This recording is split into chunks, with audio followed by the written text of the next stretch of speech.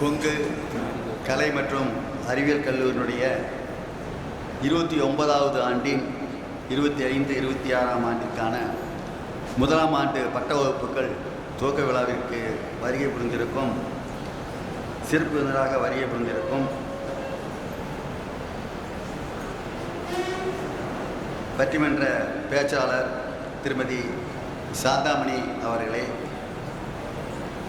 முனைவர் கம்போடியாவிலிருந்து வருகை வந்திருக்கும் முனைவர் எம் ராமேஸ்வரன், தலைவர் கெமர் தமிழ் சங்கம் கம்போடியா அவர்களே,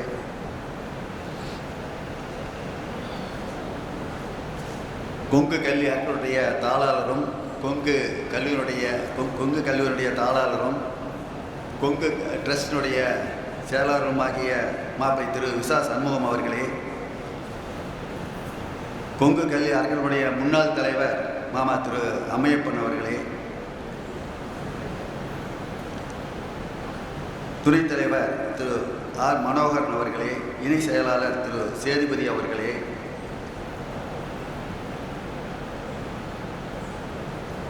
கொங்கு மேல்நிலைப்பள்ளியினுடைய தாளாளர் திரு பாலகுருசாமி அவர்களே,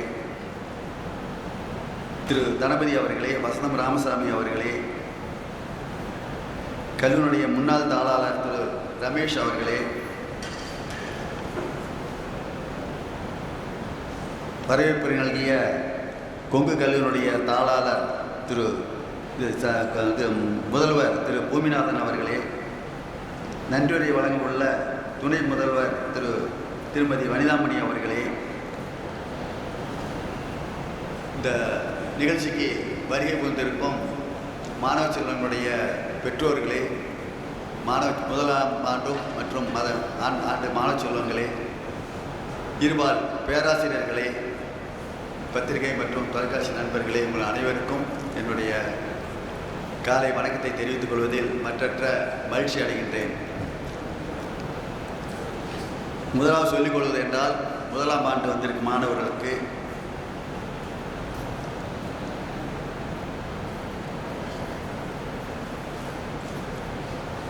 அதாவது மேல்நிலைப்பள்ளி 2 ஆண்டுகள் முடித்துவிட்டு இன்று கல்லூரியில் சேர்ந்துள்ளீர்கள் மாணவர்கள். முதல்ல இந்த மாணவ செல்வங்கள் ஸ்கூலில் என்ன படிச்சிங்களோ அதை விட இப்போ ரொம்ப முக்கியமான ஒரு தருணம் கல்லூரியில் பயில்வது என்பது.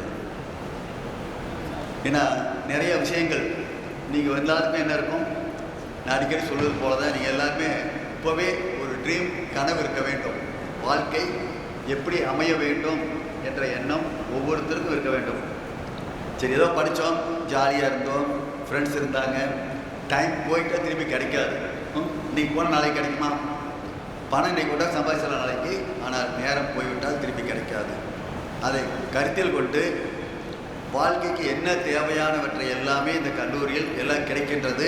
ஆசிரியர்கள், திறமையான ஆசிரியர்கள் இருக்கின்றார்கள், பேராசிரியர்கள் இருக்கின்றார்கள். நீங்கள் சந்தேகத்தை கேட்டு அவர்களிடமிருந்து தெரிந்து கொள்ள வேண்டும். ஒரே படித்து செல்லும் பொழுது நம்ம கோல்டு மெடலாவோ நம்ம தான் முதல் இடத்தில் இருக்க வேண்டும் கல்லூரியில் அப்படிங்கிற எண்ணம், அரசு யூனிவர்சிட்டியிலேயே நம்ம முதலிடம் இருக்க வேண்டும் அப்படிங்கிற எண்ணம் இப்போ இருந்தால் உங்களால் சாதிக்க முடியும். எதையுமே எல்லாத்திலும் உள்ளது என்ன, நம்மளால் முடியாது, அவங்களால முடியும், என்னால் முடியாது. ஒரு கேள்வி கேட்டால் கேவலம், நம்ம யார் கேட்டு தெரிஞ்சுக்கலாமா அப்படிங்கிற ஒரு எண்ணம் போட்டு வரும்.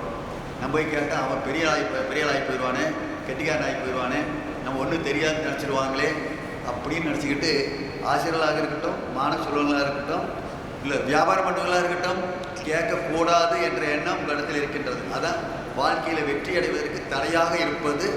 அடுத்த கேட்டு தெரிந்து கொள்ளக்கூடாது என்ற எண்ணம். கேட்டால் கேவலம். இது ரெண்டே தான் மெயின் காரணம்.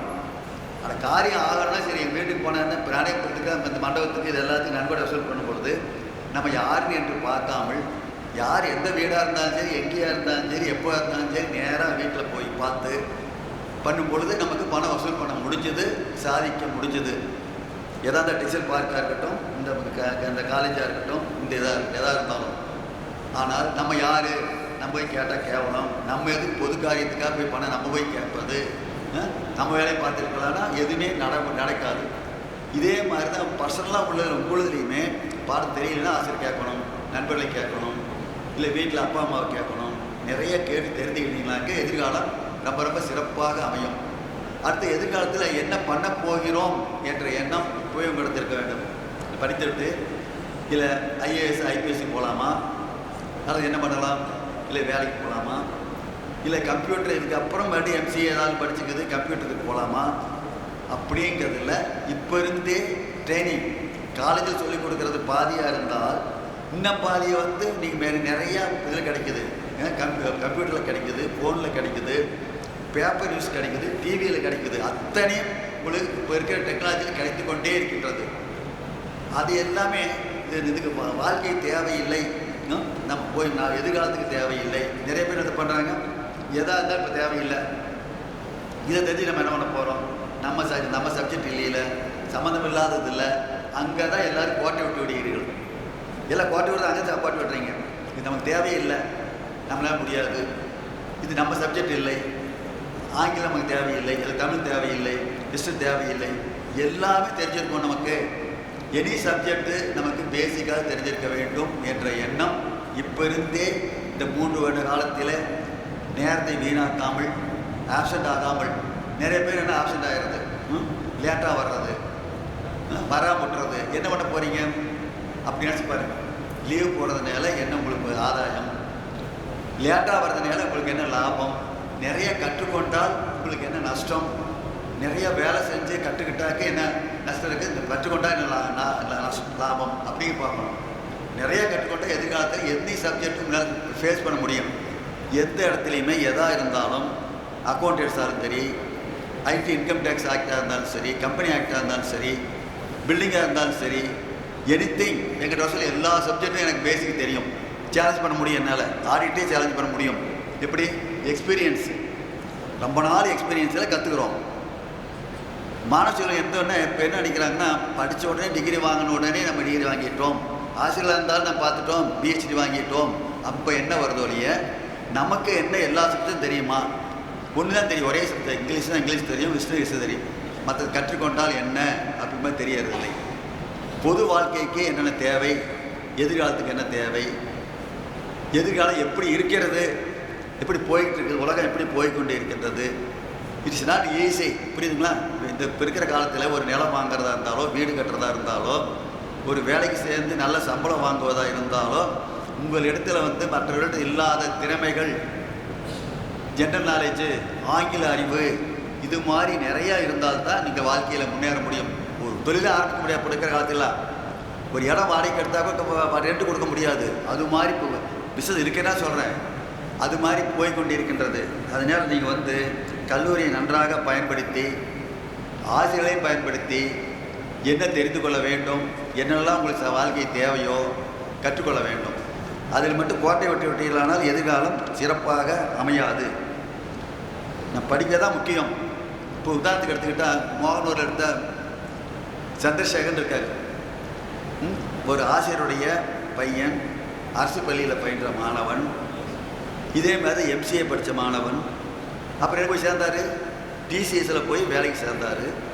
அந்த கம்பெனி என்ன எடுத்துக்கிட்டார், அவருடைய கம்பெனி என்று நினைத்து கொண்டு அவர் கம்பெனிக்காக உழைத்து மேலும் மேலும் கற்றுக்கொண்டு கம்பெனியிலிருந்தே அது எப்படி அடுத்தவர்கள் காட்டிலும் திறமசாலியாக இருக்க வேண்டும் என்ற எண்ணத்தில் வேலை செய்ததுனால ப்ரொமோஷனில் அப்படியே மேலே போய் இன்றைக்கி டாட்டாவுக்கு அப்புறம் யார் டாடா குழுமத்துடைய தலைவர் என்றால் சந்திரசேகர் தான் தலைவர்.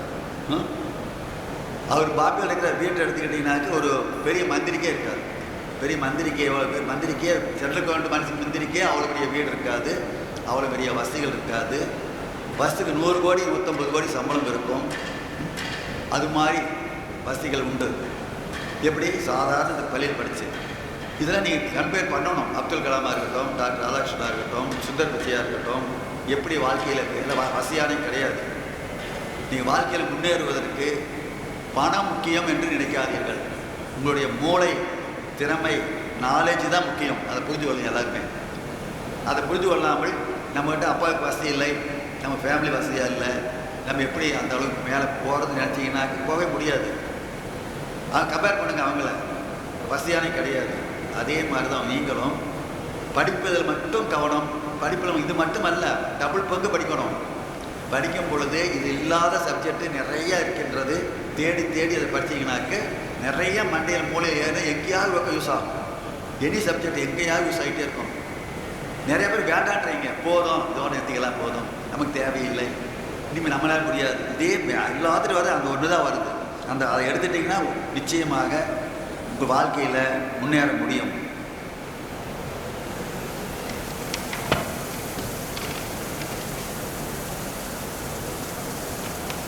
அது நிறைய அவங்கள ரெண்டு பேர் பேச வேண்டிய இருக்குது. அதனால் ஒரே ஒன்று மட்டும் நீங்கள் ஹார்ட் ஒர்க் பண்ணணும். ஹார்ட் ஒர்க்னால் தோட்ட வேலை மற்ற வேலை கிடையாது. படிப்பதில்லை, தூங்கி எந்திரிச்சிலிருந்து இப்போ என்ன எடுத்துக்கிட்டிங்கன்னா காலையில் 6:30 மணிக்கு எந்திரிச்சாக்க நைட்டு 11 o'clock வரலும் சிந்தனைகள். நம்ம ஒன்றும் ஹார்ட் ஒர்க் பண்ணுறதில்லை. எப்படி பண்ணலாம், எதை பண்ணலாம், இதை பண்ணால் சரியாக இருக்குமா, அதை பண்ணால் சரியாக இருக்குமா, நிறைய நமக்கே 10 கேள்வி கேட்டாக்க ஆன்சர் கிடைக்கும். நமக்கே அடுத்து என்ன பண்ணலாம் கேள்வி கேட்டால் நமக்கே ஆன்சர் கிடைக்கும். ஒரு ப்ராப்ளத்தை சால்வ் பண்ணுறதுக்கு நீங்களே உங்களுக்குள்ளே கேள்வி கேட்டால் ப்ராப்ளத்தை சால்வ் பண்ண முடியும். 4 பேர்த்த கேட்டால் ஐடியா சொல்லுவாங்க. கேன் டேக் ஓன் டிசிஷன் தான் நீங்கள் எடுக்கணும். அடுத்து சொன்னாங்கன்னு பண்ணிட்டீங்கன்னா தப்பாக போயிடும். யாருக்காக இருந்தாலும் அவர் சொன்னார் செஞ்சுட்டேன், மிஸ்டேக் ஆகி போச்சு, சொல்ல வார்த்தை வரக்கூடாது. நீங்கள் யோசனை 10 பேர்த்த கேட்கலாம், முடிவு உங்களுடைய தான் இருக்க வேண்டும்.